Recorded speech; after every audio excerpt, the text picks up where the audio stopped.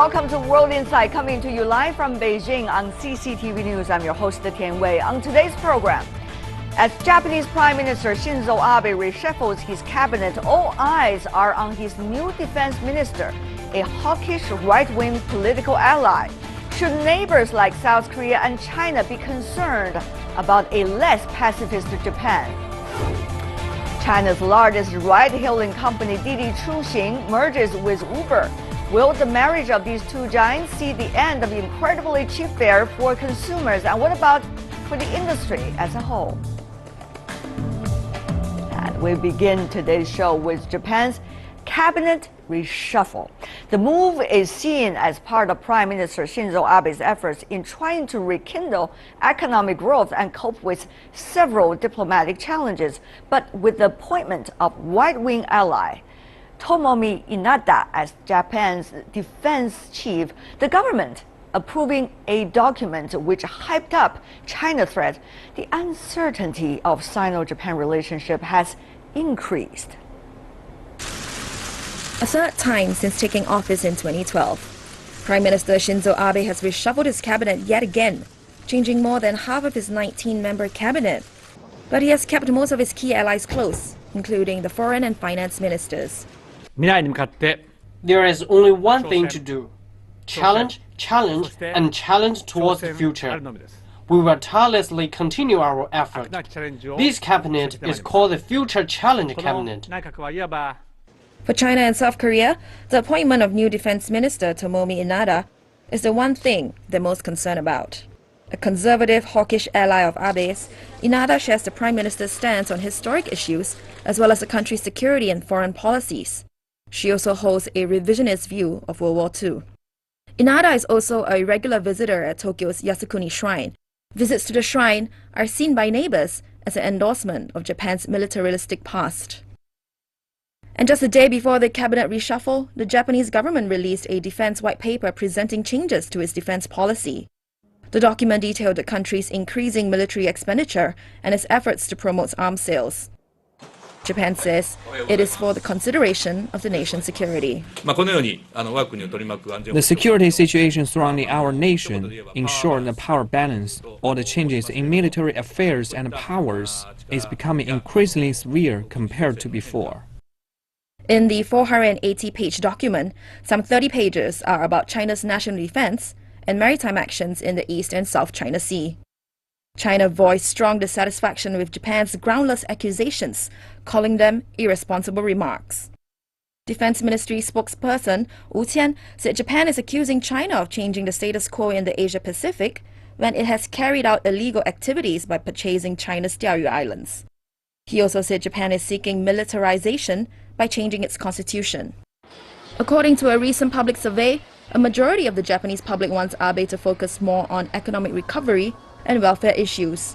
But as the economy remains flagging, taxes keep increasing, and bilateral relations with other Asian neighbors, including China, are under tension. Some say they are worried for the future.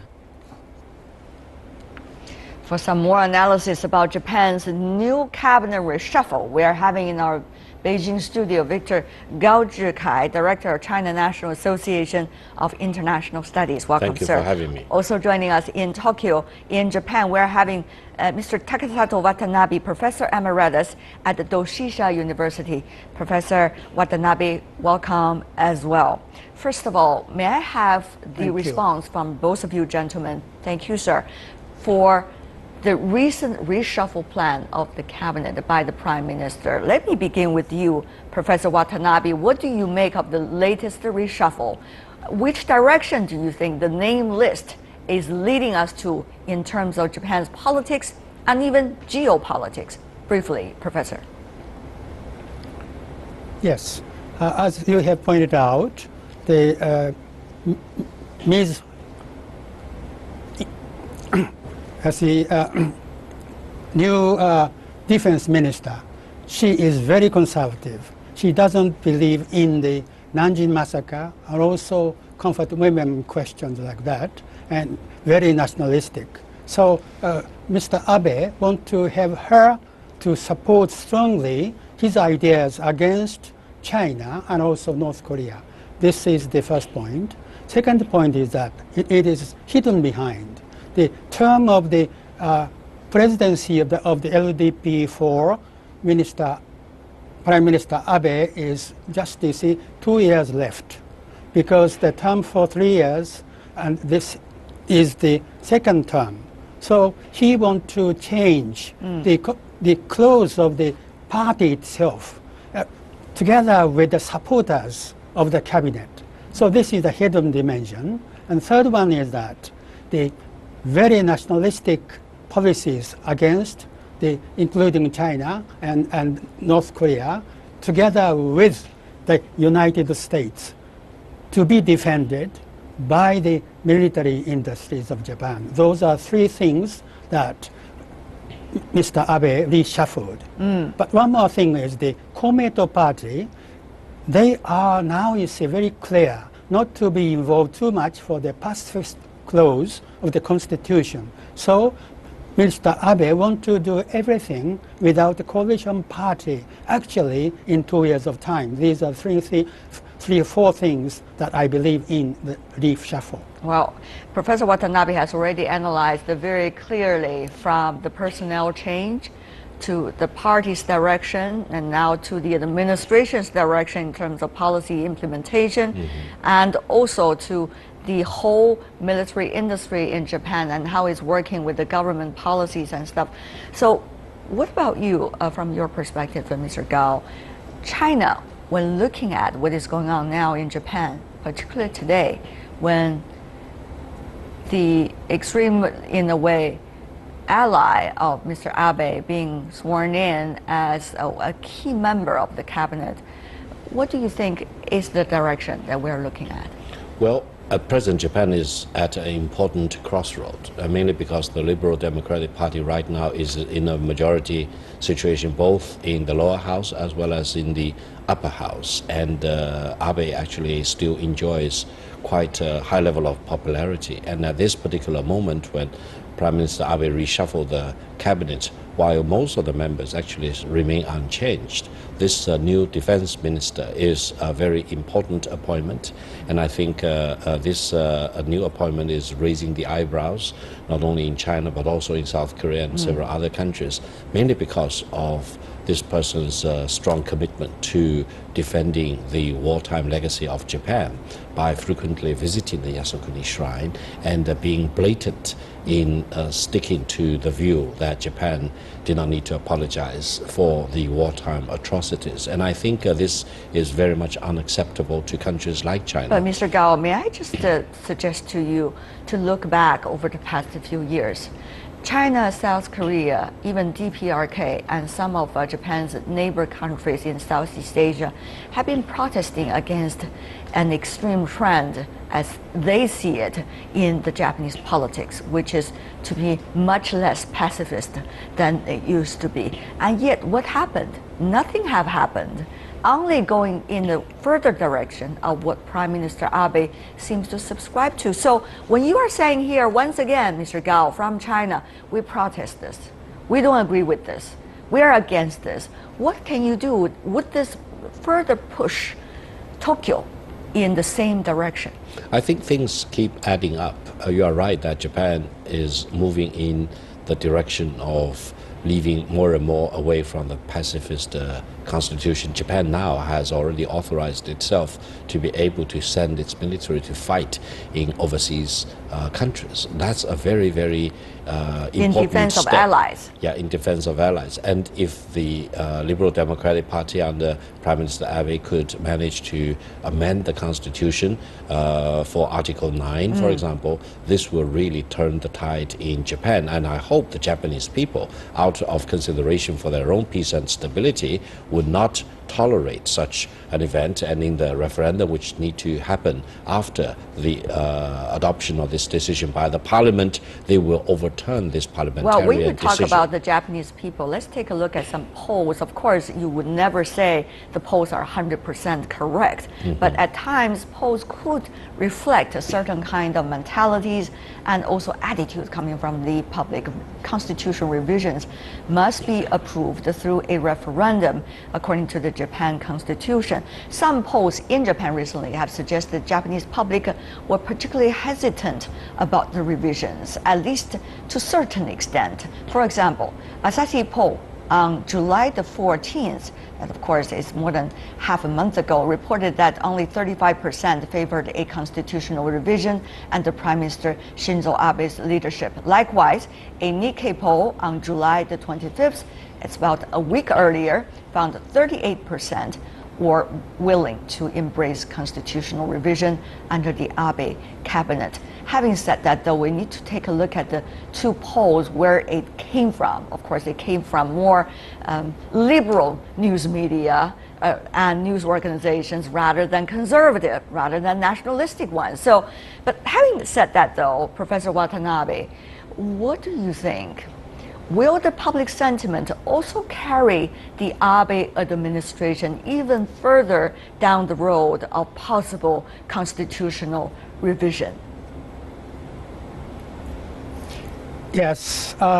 When it comes to the constitution division, there are two sides if we consider the contents of that. The first side is the peaceful clause of Article 9, and the other side is that something which we want to add to the conclusion, that is the nature preservation or environmental protection clause, which is lacking in the present Constitution. Okay, and let's talk about, Professor, let's talk about Article 9, because it is the Article 9 that have drawn all the concerns of the neighbors. The environmental issue is pretty much what Japan wants to do for its own future, but the Article 9 is concerning about whether it wants to remain a pacifist country. So, Professor, once again from there. Okay. Constitution 9, especially the people who are very senior in their 50s, 60s, 70s are really against it because they experienced the miserable parts, or they were educated about those miserable parts of the war. And in the last upper house election also, the more than half or half, they are against the division of the Constitution by the hands of the LDP, and also, as you have pointed out, the poll in general, they are against it. So they are, Prime Minister Abe is trying to make some shadows or closing the eyes policy for those people. And he is giving to even the cash payment of 30,000 yen to the senior generation. Yes. This is very cunning because he wants to cover the eyes of the people for the benefit of personal benefit. Having said that, Mr. Gao, Prime Minister, of course, is very calculated in how to fulfill his agenda. You also see the cabinet reshuffle, the real implementation coming from those people that seem to be his allies.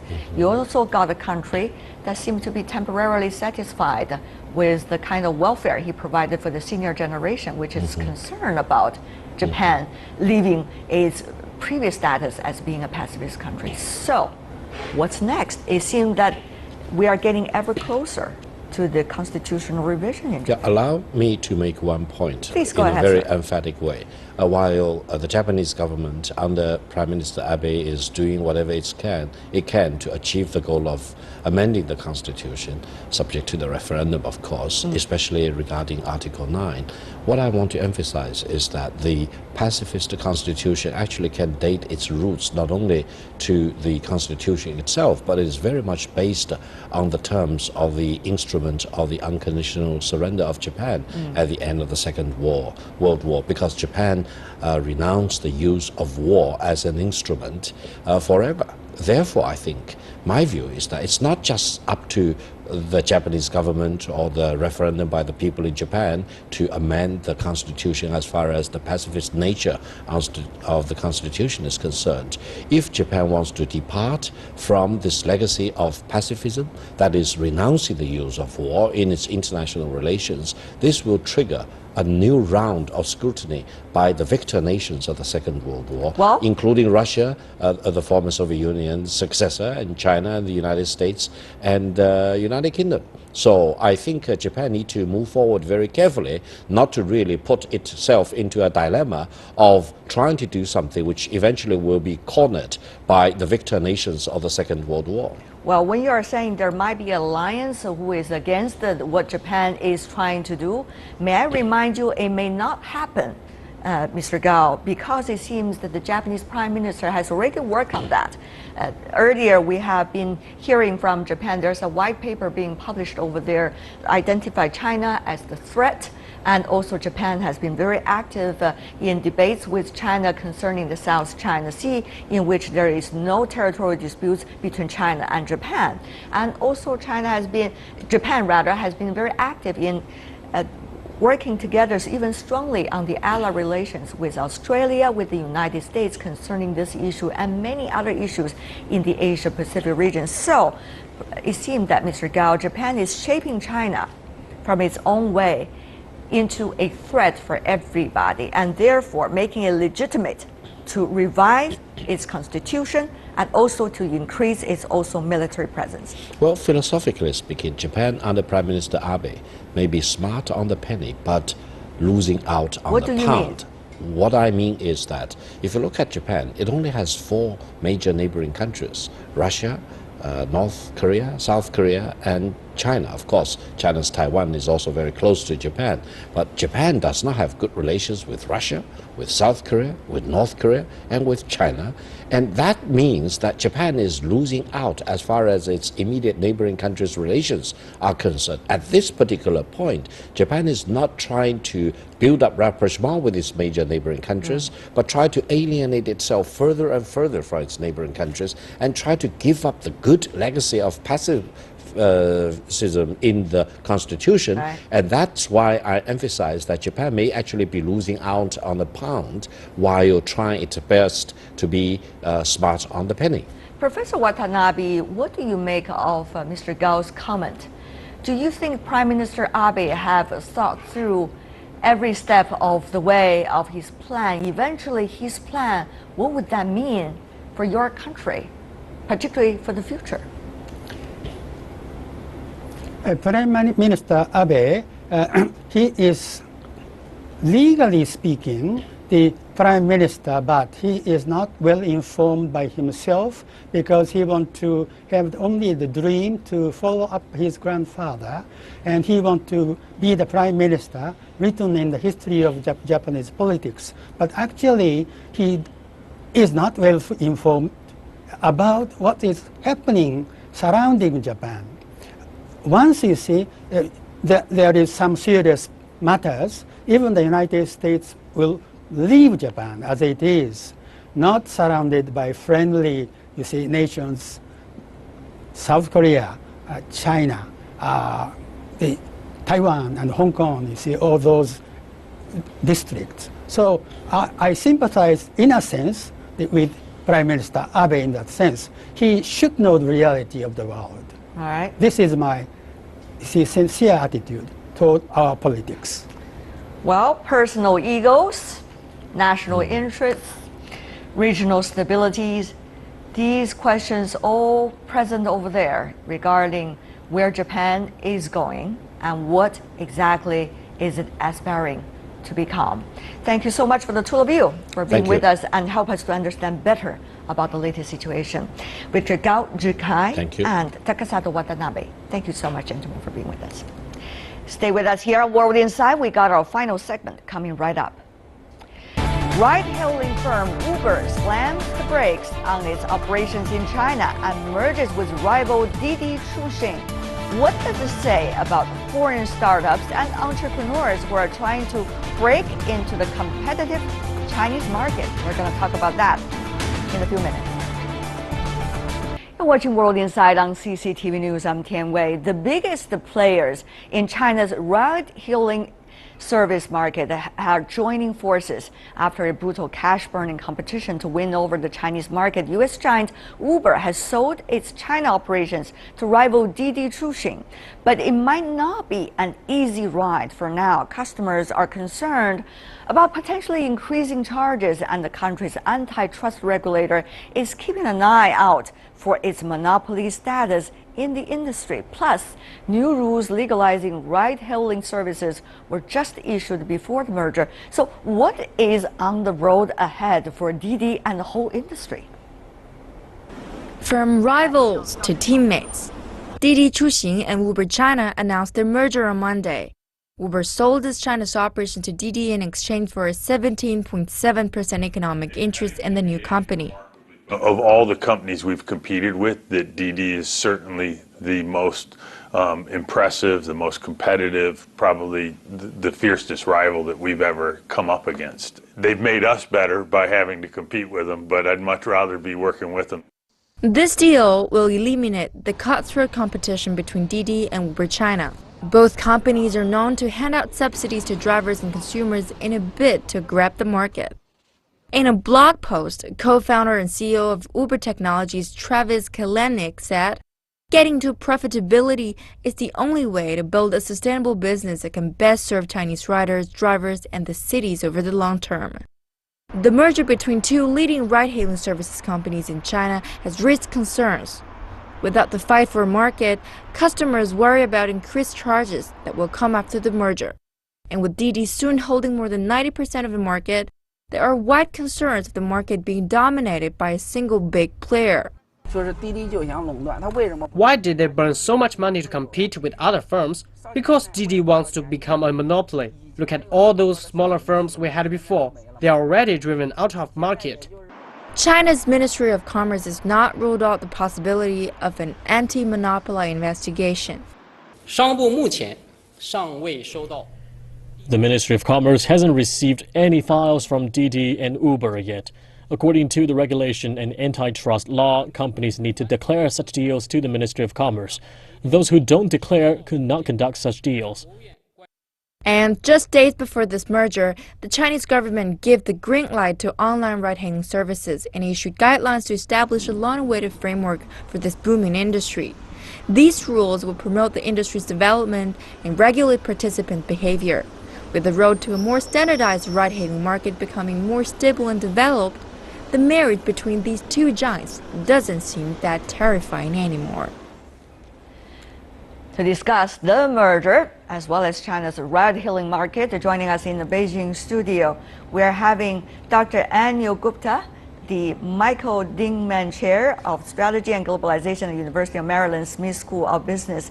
Professor Gupta is also a member of the World Economic Forum's Global Agenda Council on Emerging Multinationals. Welcome to our program. Meanwhile, joining us in Beijing, Andy Mok, founder of Red Pagoda Resources, which provides professional services for startups in China. And also joining us from New York, we are having Professor Max Wolf, Professor of Economics from the New School University. Welcome as well. So, may I begin with the Beijing studio by asking the two of you, do you think it is a good deal? And who is really enjoying this good deal, Professor Gupta? I think it's that depends very much from whose perspective we That's right. look, right? What about from your perspective?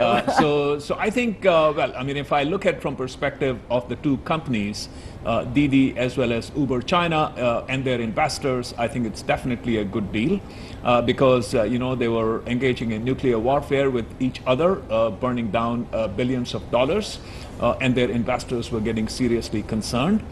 So I think that competition essentially vanishes. For Chinese consumers, naturally, making that competition go away is probably not a very good thing.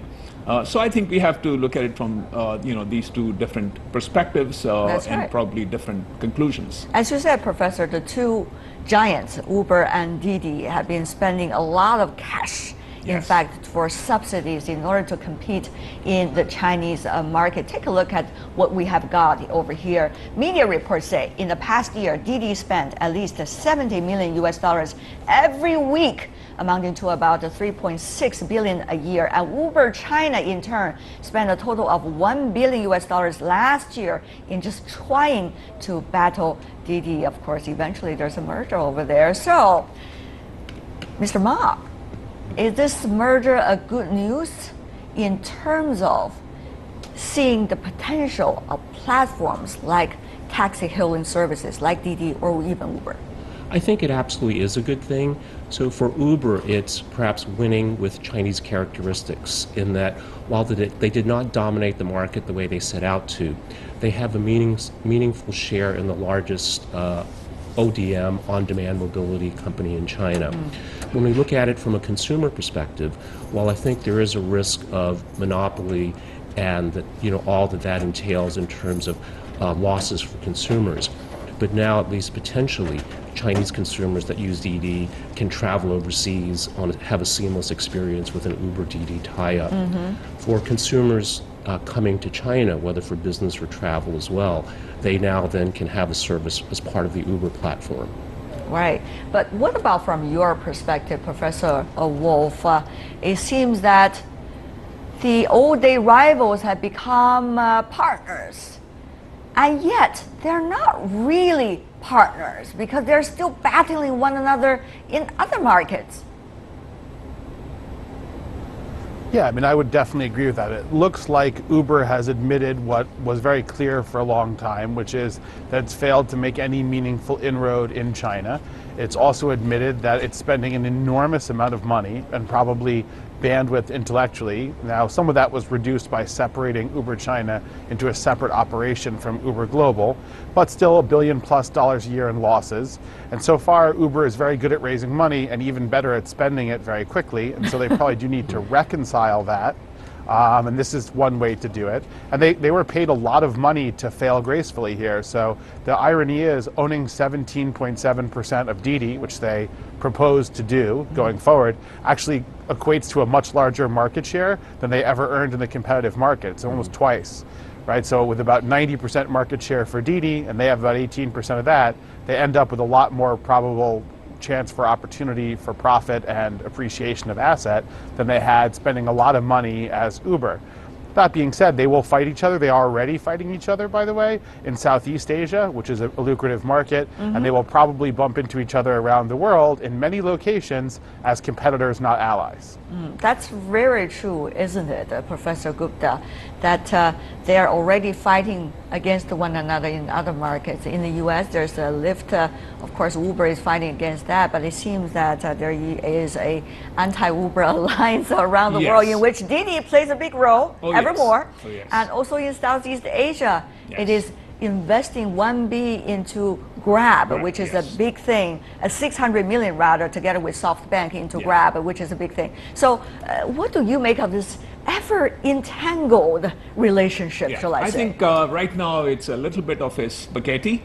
And I think that spaghetti will need to be straightened out over the coming 2-3 years because there has been the formation over the last 2-3 years of a global alliance against Uber. So that is Lyft in US, of course Didi in China, Ola in India, Grab in Southeast Asia, and the formation of this anti-Uber alliance made a lot of sense. But now you throw into that basket the merger of Uber China with Didi and Uber owning 20% of Didi. So now you're making it somewhat complicated. And I think, it's there's certainly news that Lyft, for example, has hired investment bankers, might be looking to sell itself. And so now whether it is Didi who is a buyer or Uber who is a buyer, so that's going to create some more complications. All right, it is already very complicated. So let's try to calm through and use a spoon to help with the problem here. First thing we need to really understand is whether this deal could really become a reality. Because we talk about it, only because the two companies talk about it. And yet, the authorities has not yet proved it, with the danger of monopoly. So, from your perspective, Mr. Mark, what about the possibility of being recognized as monopoly, this merger, eventually final product? Sure. Well, I think, government is looking to protect the interest of consumers while also balancing the need for businesses to make a profit. Well, it's believed to be the case, yes. Yeah. Okay. But if we look at it that way, is a monopoly necessarily a bad thing? It may not be, because when we look at, say, utilities, telecommunications companies that have operated as monopolies at points in the past, as long as they're effectively regulated, they can still deliver consumer value. I think the more important question is, how will regulation cover this new business? Because the Chinese government has said that we recognize this new on-demand mobility market as a new industry. I guess, Mr. Mark, whether this will be termed as monopoly is already a process that we can try to use to figure out exactly whether regulations really cover this area and how is it really covering this area, because nobody has done that before. So, Professor Wolf, what do you think? Monopoly or not? Monopoly is good, as Mr. Mark earlier argued, or not definitely? So monopolies have a tendency to underserve and overcharge. Not always, not necessarily. We have a sort of suspension of that rule generally when we believe there's a universal economy of scale or limitless return to size. And so that it's so much better to be larger and so much more advantageous that the natural inclination to overcharge and underdeliver that comes with monopolies is offset by the infinitely greater profitability. I think in these cases, however, which are less textbook and more nitty-gritty, the real final decision always comes down to what we define the market as. So China has many quite monopolistic local taxi cab companies that Uber and Didi have been fighting. If you define the market as all subways, all cabs, all buses, and Didi, then they're by no means a monopoly. If you define the market as only ride sharing, then they had 90% before, a near monopoly. They're going to move to 95% with the acquisition of Uber China and be a straight up monopoly. And at that point, you would almost have to intervene in the market, or just basically allow yourself to rubber stamp a quasi-state sanctioned market dominant firm. Right. This is a very interesting question, Professor Wolf, you just raised, because it brings our debate to another layer. That is, what is the nature of these taxi hailing apps? What exactly are they going to transcend? How are we going to see its future? How is it being compared to traditional industry like taxi companies, like the subway companies? So Professor Gupta, once again come to you, monopoly or not, from which angle should we understand this, and what would this precedence mean for us? Yeah, I think, from my point of view, the chances are very high that this will be really looked as a monopoly within the ride-sharing industry. And the reason for that is because the taxi industry is essentially dying. It is not dead yet, but you can see where the future is headed. And the ride sharing, indirectly it competes with buses and subways and the like, but that competition is rather thin. And so it's really within the ride sharing industry. So in that sense, if, for example, in India, if Uber and Ola wanted to merge, in US, if Uber and Lyft wanted to merge, antitrust authorities will clearly look at this question.